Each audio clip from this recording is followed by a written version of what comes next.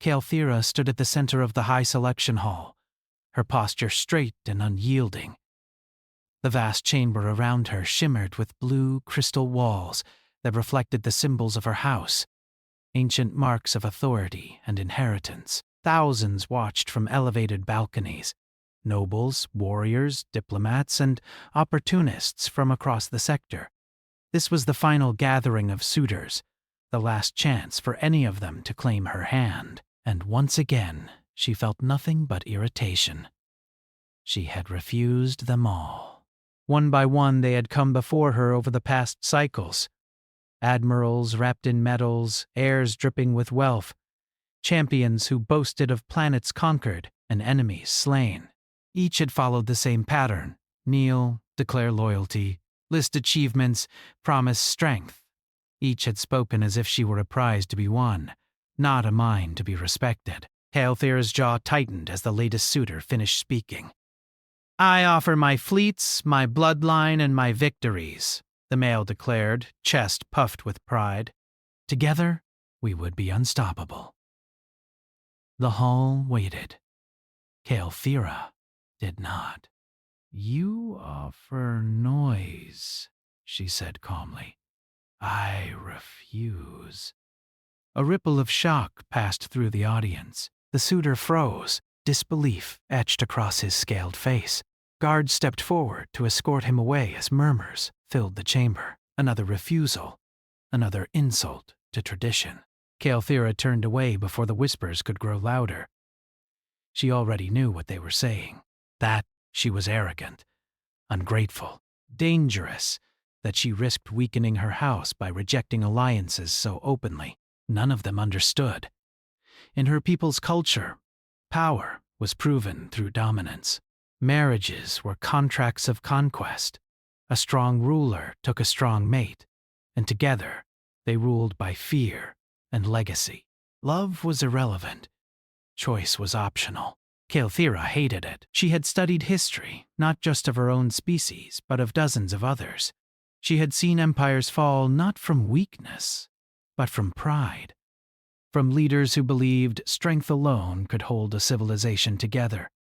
She refused to become another chapter in that failure. As the hall slowly emptied, the elders of her house watched her in silence.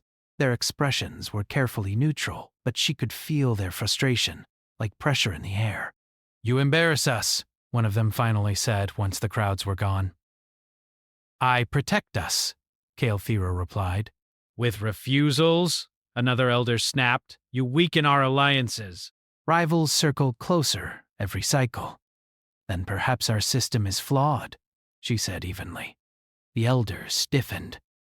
Such words bordered on heresy. Before the argument could continue, a chime echoed through the hall. Soft, unfamiliar. A signal not of ritual, but of administration. An attendant hurried forward. "Lady Caelthera, there is an irregular presence registered for the trials." "Irregular?"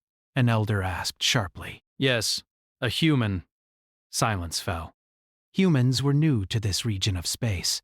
Loud, short-lived, physically unimpressive by most standards. They had no noble houses here, no ancient claims, no ritual standing. They were tolerated as traders, engineers, and observers, not suitors. "That must be an error," an elder said. "Humans do not compete." "He is not registered as a suitor," the attendant added quickly. "He is listed as a cultural liaison, assigned to observe and document." Caelthera paused. A human observer. She had read about humans. Curious creatures. Fragile bodies, but stubborn minds. They survived disasters that should have wiped them out. They adapted instead of dominating. Their histories were chaotic, filled with mistakes and lessons learned the hard way. "Let him observe," she said at last. The elders exchanged uneasy glances but said nothing. Later that cycle, Caelthera found the human in a quiet observation gallery overlooking the now empty hall. He stood alone, hands clasped behind his back, staring at the crystal floor below, as if lost in thought. He did not bow when she approached, He did not kneel. He simply turned and nodded. "Lady Caelthera," he said. His voice was calm, respectful, but not submissive. "Evan Hale, Human Union Liaison. You watched the trials?" she said. "Yes. And?" He considered his answer for a moment. They seem inefficient. Her eyes narrowed. "That is your observation?" "Yes." Most beings would have rushed to explain, to soften the statement. Evan did not. Inefficient how? She asked. "You select partners based on displays of power," he said. "But power changes. Fleets are destroyed. Bloodlines end. You ignore adaptability, cooperation, and problem-solving. Those traits last longer." The word struck deeper than she expected. "You speak boldly for someone with no stake here," she said. "I disagree," Evan replied. "Your house is a stabilizing force in this sector. If it collapses, trade routes suffer. Refugee flows increase. Conflicts spread. Humans would feel that." Caelthera studied him more closely now. He wore no armor, no symbols of rank beyond a small insignia on his collar. He looked ordinary. Yet he spoke as if he belonged in rooms others feared to enter. "You did not attempt to impress me," she noted. "I wasn't here to," he said. "I was here to understand why you keep saying no." Her breath caught, just slightly. "Then tell me," she said slowly. "Why do you think I refuse them?" Evan glanced back at the hall below. "Because they're not asking who you are. They're asking what you give them." No suitor had ever phrased it that way. Caelthera felt something unfamiliar stir in her chest. Not attraction, not submission, but recognition. "You will leave after the trials end," she said. "Yes." "Good," she replied, turning away. "Then your observations will change nothing." Evan smiled faintly, not in agreement, but in quiet amusement. "Humans have a habit of changing things just by showing up," he said.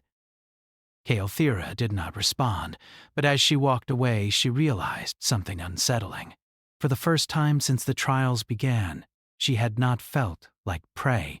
She had felt challenged, and somewhere deep in the vast, watching galaxy, forces were already shifting, unaware that a human who refused to kneel had just stepped onto the board.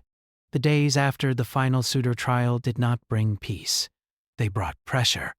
Caelthera felt it everywhere she went, in the way nobles stopped talking when she entered a room, in the way guards stood a little stiffer than usual, in the way messages from allied houses arrived with polite words and sharp undertones. She had refused every suitor, and now the galaxy wanted to know why. The elders called another council meeting, this one smaller and more tense than before. The circular chamber was dim, lit only by soft light panels along the walls. Caelthera stood at the center, her hands folded behind her back, her expression calm. "You have destabilized expectations," one elder said, breaking the silence. "Rival houses see weakness." "They see uncertainty," Caelthera replied. "There is a difference. Uncertainty invites predators," another elder snapped. Caelthera did not argue. She had learned long ago that arguing with tradition rarely changed minds. Results did. "What is the status of House Virex?" she asked instead. The elders exchanged glances. "They mobilize fleets under the excuse of defensive exercises," one admitted. "Their envoys request clarification of your intentions." Clarification. A polite word for pressure. Caelthera nodded. "And our economic reports?" "Trade volume is steady," the elder said, then hesitated. "For now." Everything was always for now. When the meeting ended, Caelthera returned to her private study, overlooking the inner gardens. Bioluminescent plants glowed softly below, their light reflected in the glass walls. Normally, the sight calmed her. Today, it did not. She activated her console and pulled up public transmissions. Commentators debated her refusals endlessly. Some praised her independence. Others accused her of arrogance. A few openly suggested she should be forced into a political match for the good of the sector. She closed the feed before her temper slipped. There was one voice missing from all of it: the human. Evan Hale had remained quiet since their conversation. No public statements. No interference. Just observation. That alone made him dangerous. She summoned him the next cycle. Evan arrived on time, dressed simply as always. He stood when she entered, offering a small nod of respect. "You requested my presence," he said. "Yes," Kael'thera replied. "You said humans have a habit of changing things." "I said they sometimes do," he corrected gently. "Explain," she said. Evan paused, choosing his words carefully. Humans don't usually change systems by force. We do it by showing where systems break. Kael'thera studied him. "And where does mine break? Incentives," he said without hesitation. "Your rivals don't fear your strength. They fear what happens if your traditions stop working." She felt a flicker of interest. "Continue." "You've built alliances on dominance rituals," Evan said. "That works as long as everyone agrees to the same rules. The moment someone stops playing, the whole structure gets unstable." "That instability invites attack," she said. "Or reform," he replied. Kael'thera walked toward the window, her hands clasped behind her back. "Reform is slow. Attack is fast. Only if you react the way they expect," Evan said. She turned sharply. "You assume much. Political rivals within Viewership itself." She saw possibilities. But she also saw risk. She summoned Evan again. You were right, she said when he arrived. They escalated. "And you didn't bite," he said. "Not yet," she replied. "But hesitation has limits." Evan stepped closer to the display. "You don't need to hesitate. You need to redirect." "How?" "Publicly," he said. "Announce an inter-house economic summit. Frame it as stability preservation. Invite everyone? And Varix?" she asked.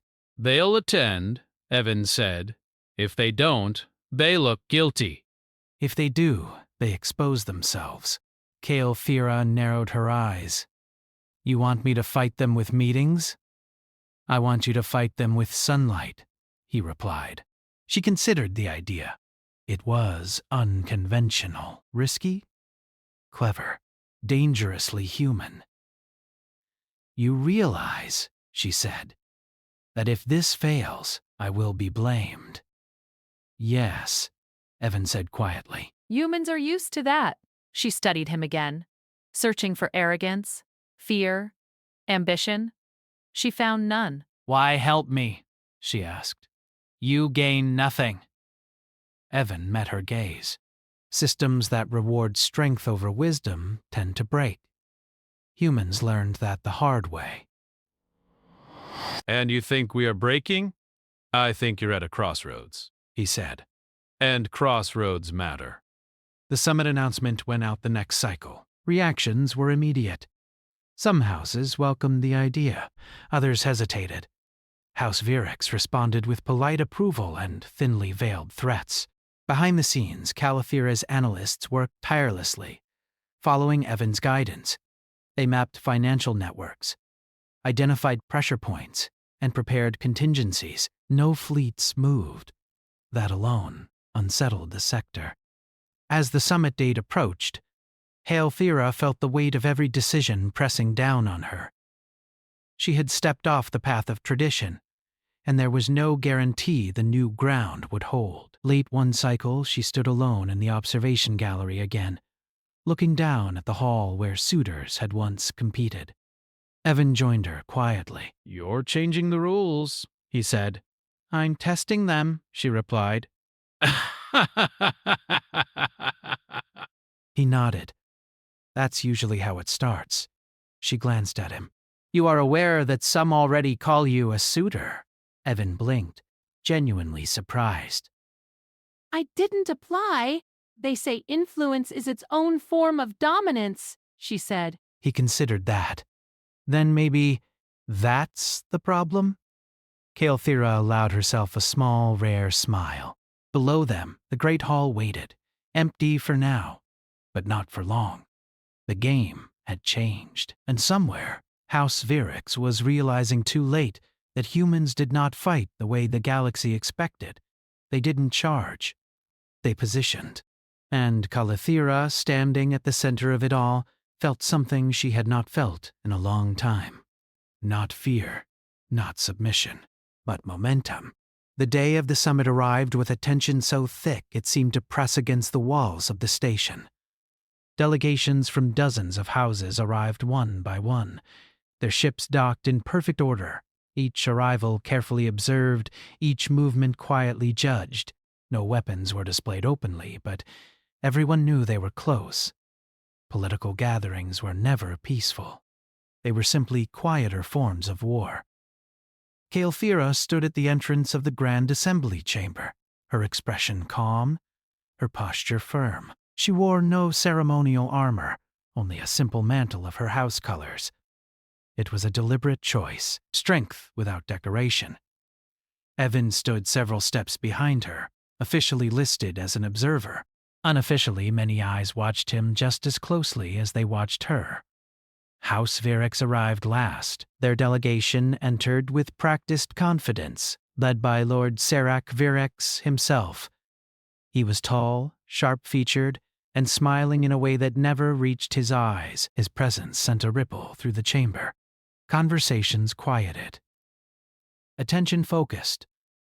Lady Kael'thera, Serac said smoothly, bowing just enough to be polite.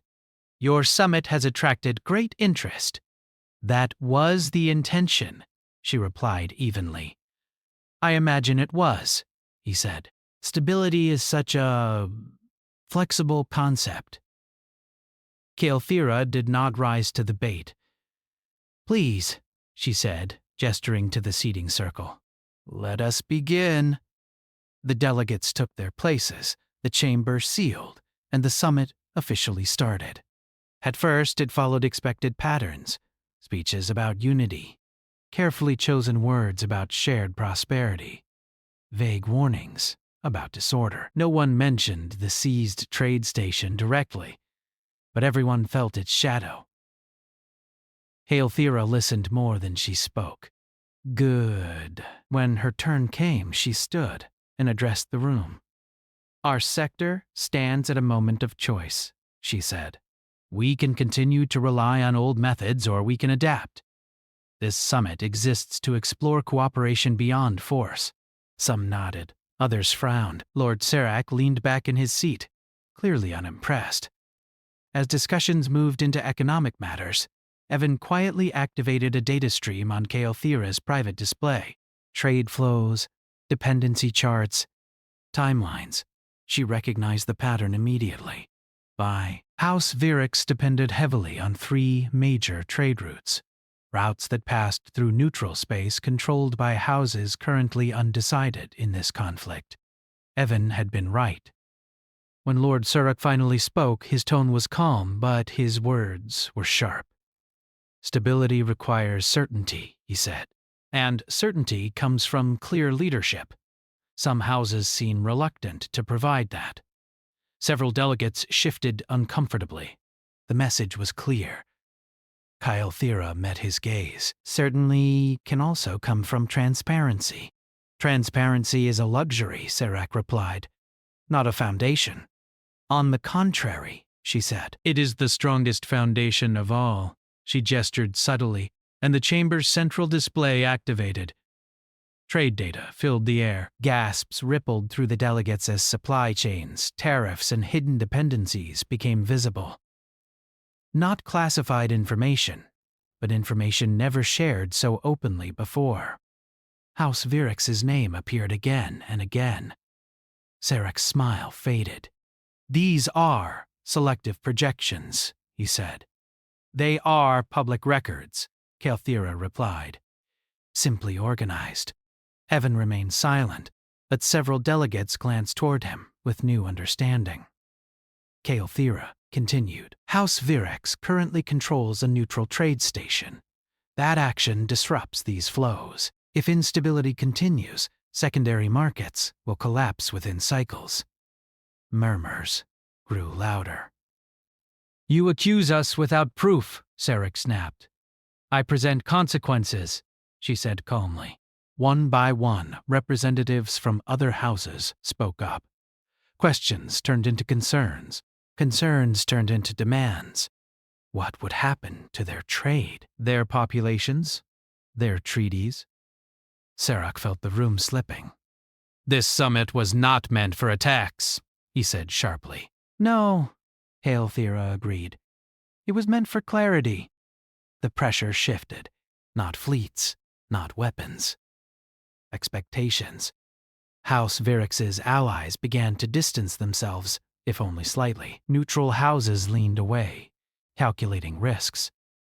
Sarek realized too late that he was no longer the hunter. He was the variable. During a recess, Kael'thera stepped aside with Evan into a quiet corridor. You anticipated this reaction, she said. I modeled it, Evan replied. People protect their interests before their pride. And Virex? She asked. They're isolated, he said. Not destroyed, just limited. That may provoke desperation, she warned. Yes, Evan said, but desperation makes mistakes. The summit resumed with renewed tension. Sarek attempted to regain control, proposing security partnerships that sounded suspiciously like control. This time, the room resisted. By the end of the cycle, House Virex faced a unified demand: withdraw from the trade station or face collective economic sanctions. No threats. Just consequences. Just consequences. Sarek agreed with visible restraint, his pride wounded far more deeply than any fleet ever could.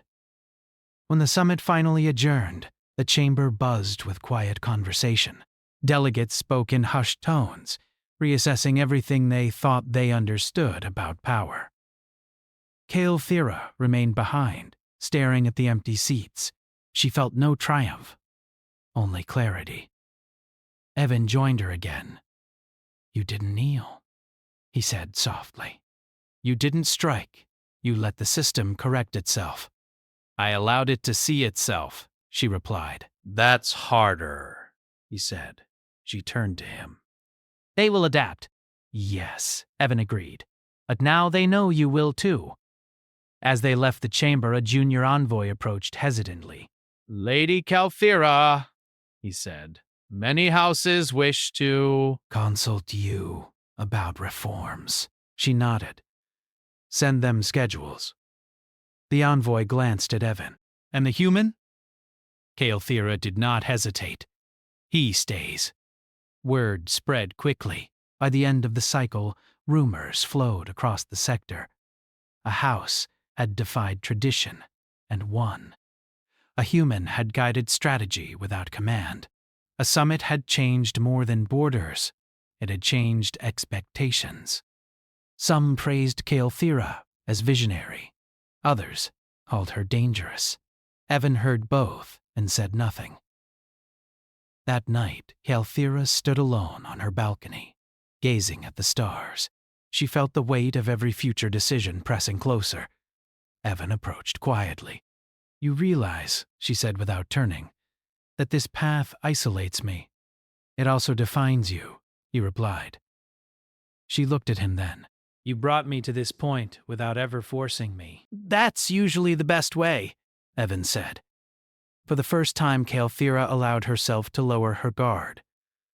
Not in weakness, but in trust.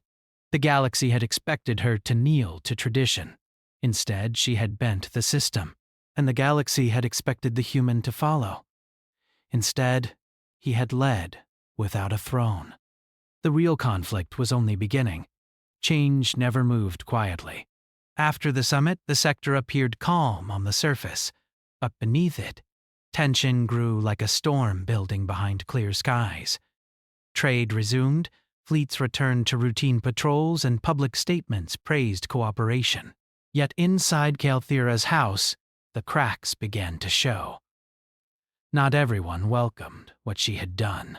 Some elders supported her openly, others smiled in public and resisted in private.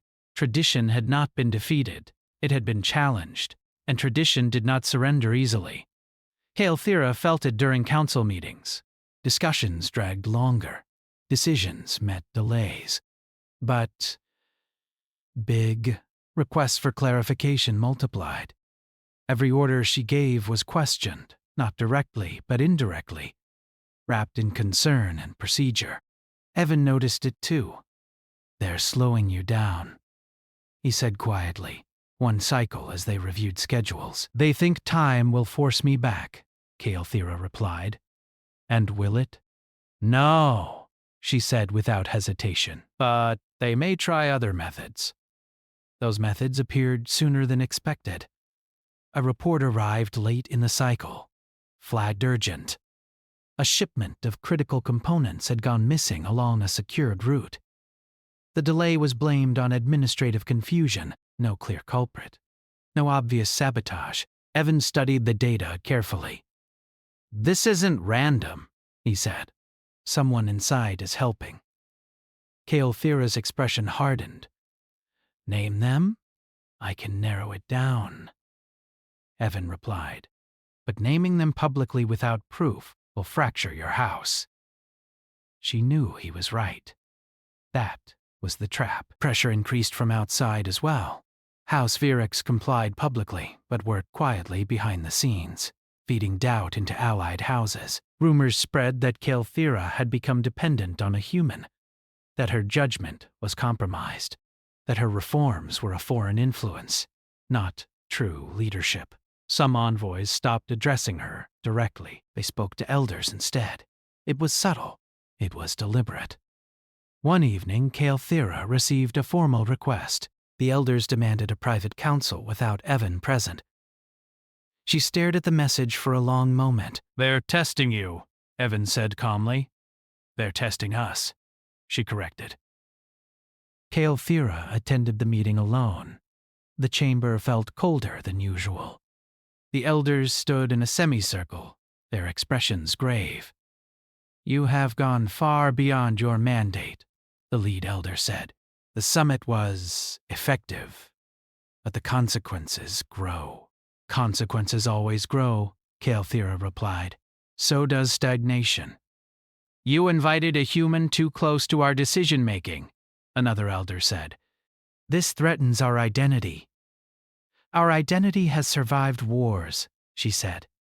"It will survive ideas." "Or it will fracture," the elder countered. Already loyalty wavers. Kalthira met their gaze. "Then ask yourselves why." Silence followed. At last, the lead elder spoke again. "We propose a compromise." Kalthira felt a familiar tension in her chest. "Speak. You will name a traditional consort," the elder said. "Not immediately."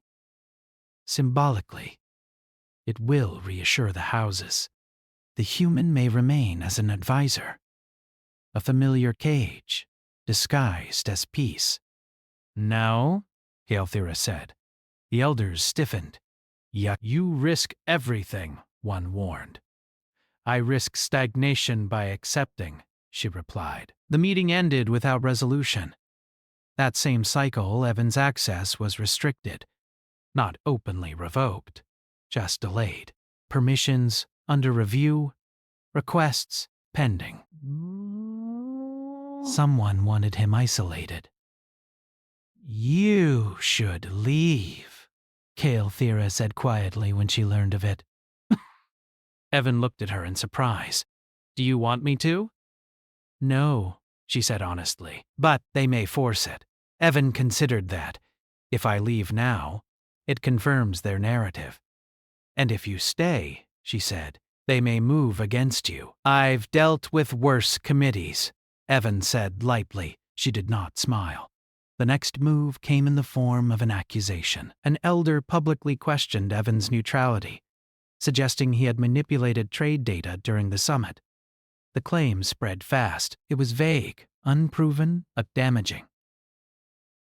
Evan was summoned to an inquiry.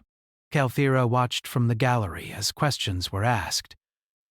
Not to find truth, but to cast doubt. Evan answered calmly, clearly, without anger. He provided records, logs.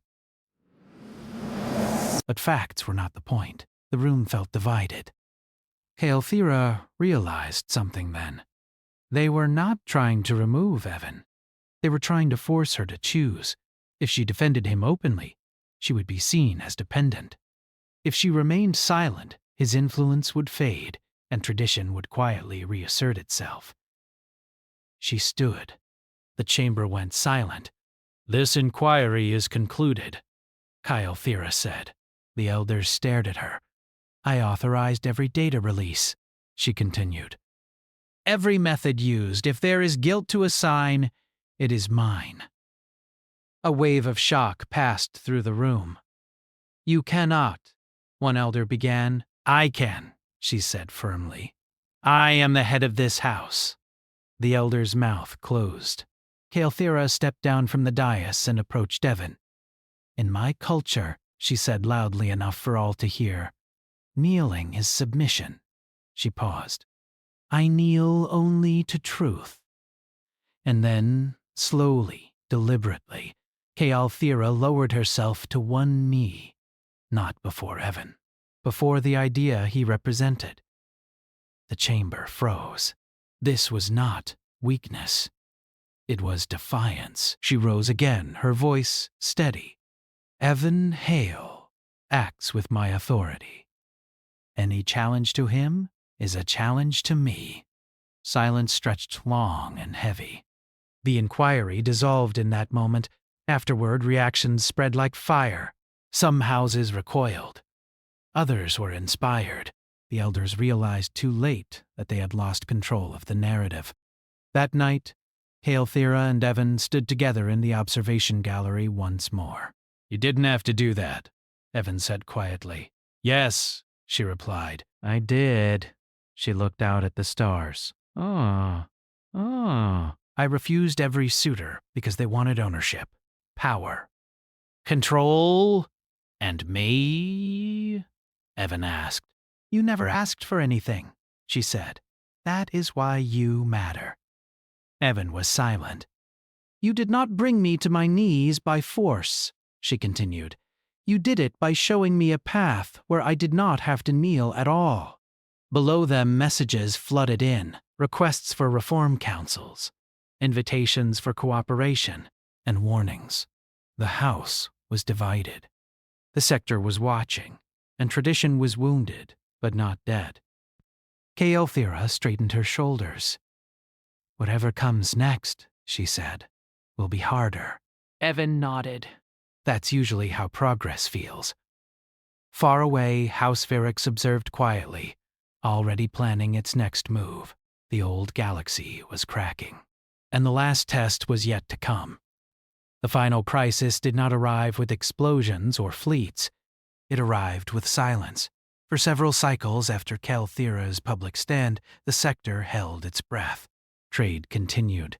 Diplomats smiled. Messages arrived filled with polite words and hidden meaning. Too polite. Too quiet. Evan was the first to notice the pattern. They're coordinating, he said one morning, standing beside Calthera as data flowed across the display. Not openly. Not yet? House Vyrix? She asked. Yes, Evan replied. And others who fear what you represent. Calthera nodded slowly. They fear losing control. They fear losing predictability, Evan corrected. You proved power doesn't have to look like theirs. The confirmation came soon after. A formal declaration spread across the sector, signed by several traditional houses. It accused Calthera of destabilizing long-standing systems and called for her removal through interhouse authority. No violence, no invasion, just law, procedure and precedent, a legal execution. They want to isolate you, Evan said quietly. Force a vote. Strip your authority. And if they succeed? Kael'thera asked. You lose your house, he said honestly. And everything you've changed reverts? Kael'thera closed her eyes for a brief moment. Then she opened them. Then we answer, she said. With what? Evan asked. Not force, she replied. Truth. They prepared carefully. Kael'thera requested a full conclave, the highest gathering allowed under interhouse law. Attendance was mandatory. The request could not be refused without admitting guilt. The galaxy watched. The conclave chamber dwarfed even the summit hall. Delegates filled tier upon tier, representing hundreds of worlds. Observers crowded every available channel. This was history, unfolding in real time. Kael'thera entered alone. Evan did not walk beside her. That was intentional. She stood at the center of the chamber, small against its scale, yet unshaken. The accusations were read aloud. Charges of overreach, cultural violation, foreign influence. When they finished, the presiding authority turned to her. You may respond, the voice echoed. Kael'thera spoke clearly, without anger. You accuse me of change, she said. You are correct. Murmurs rippled. You accuse me of rejecting tradition, she continued. Also correct. The room stirred uneasily. But you accuse me of weakening this sector, she said, her voice steady. That is where you are wrong. Then another. Not all. But enough. The vote proceeded. Kael'thera did not watch the display. She watched the faces. When the count ended, the result was clear. The motion failed. Kael'thera retained authority. House Virax lost standing. The conclave dissolved into controlled chaos. Later, as the chamber emptied, Evan approached her quietly. You won, he said. No, Kael'thera replied. We did. The elders of her house met her afterward. Some bowed, others looked away. Tradition had not vanished, but it had bent. In the cycles that followed, change accelerated. Marriage rituals became optional. Political alliances shifted toward mutual interest instead of dominance. But other species began sending humans not as workers, but as advisors. Not rulers. Influencers. Observers who asked dangerous questions. Kael'thera stood once more in the observation gallery, gazing at the stars. You will leave someday, she said to Evan. Yes, he replied. Humans always do. And when you do? She asked. Evan smiled faintly. The system should work without me. She nodded. That was your plan all along. It's usually ours, he said. Kael'thera straightened. I refused every suitor, she said quietly, because they wanted me to kneel. Evan said nothing. And then a human arrived, she continued, and showed me I never had to. The galaxy would remember this moment differently, depending on who told the story. Some would say an alien ruler defied tradition. Others would say a human changed the balance of power. But those who truly understood would say this. Humanity did not conquer the stars. They taught the stars how to stand. I assume your rivals are predictable? He said. And from what I've studied, they are. She did not dismiss him. House Virax moves fleets, she said. They test my boundaries. They want you to choose, Evan said. Any choice. A marriage, a threat, a declaration. Once you commit, they can plan around it. And if I don't? They escalate, he said simply. Kael'thera considered this. Then what would a human do? Evan hesitated. A human leader would change the question. Meaning, instead of asking how to stop Virax, he said, ask how to make their move irrelevant. The idea lingered in the air. Before Caelthira could respond, an alert chimed on her console, an incoming priority message. Her expression hardened as she read it. House Virex had seized control of a neutral trade station near the border. No shots fired. No official declaration. Just a temporary security measure. A test. The elders demanded immediate action. Caelthira dismissed Evan and went to the emergency council chamber. Voices clashed before she even entered. This is an act of aggression. They violate inter-house law. If we do nothing, others will follow. Caelthira raised a hand, and the room fell silent. They want a reaction, she said. A fleet movement. A threat. A challenge. Then give it to them, an elder urged. Show strength. No, she said firmly. Murmurs erupted. We will not answer dominance with dominance, Caelthira continued.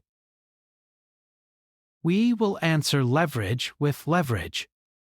The elders stared at her.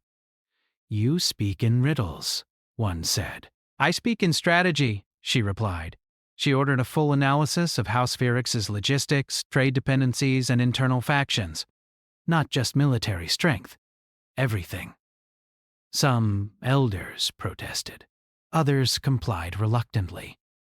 Hours later, Caelthira sat alone again, reviewing data streams. Patterns emerged. Trade choke points. Overextended supply lines. She gestured, and the chamber's display activated. Data filled the air. Trade stability. Conflict reduction. Population security. Metrics collected since the summit. Positive trends. Undeniable ones. You see disorder when control shifts, Caelthira said. But order does not belong to tradition. It belongs to results. Some delegates leaned forward. Others frowned. She continued. You claim I was manipulated by a human, she said. That I surrendered authority. She paused. I ask you to observe. Evan stepped forward from the observer section. No armor.